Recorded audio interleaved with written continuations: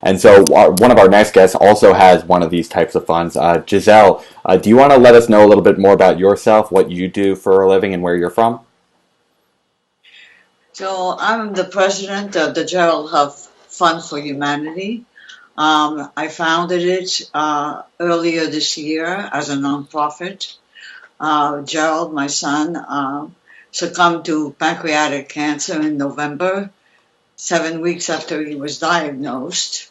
And he was a huge proponent of UBI because he was principal software engineer at Tesla in charge of the Model 3, and he was very concerned about technological unemployment.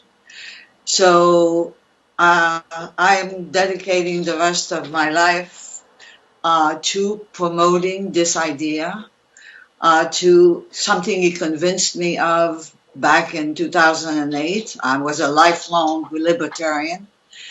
I'm a self-made woman. I came here when I was 11 with my mother after the war in France. We had $400 to our name, and I am the American dream. But the American dream of the last century is dead. Mm. And Chinese parents are more likely to say that their children will be better off than they are than American parents. And that is unacceptable. So as part of the work that the Fund for Humanity is doing, I'm making investments where money is a necessary ingredient to make things happen. I sponsored the New York City March, as well as the one in San Francisco. When I say I sponsored, I mean I paid for it. So,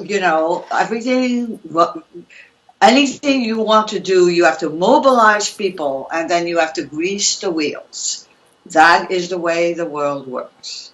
Well, I am so proud to be able to have you on today, Gisèle. Thank you so much for the funding of those events. I think they were very meaningful, and I sympathize for the outcome for your son. My own grandfather died of pancreatic cancer, so I'm so sorry for your loss, and thank you for using the opportunity of his life to really celebrate a noble cause.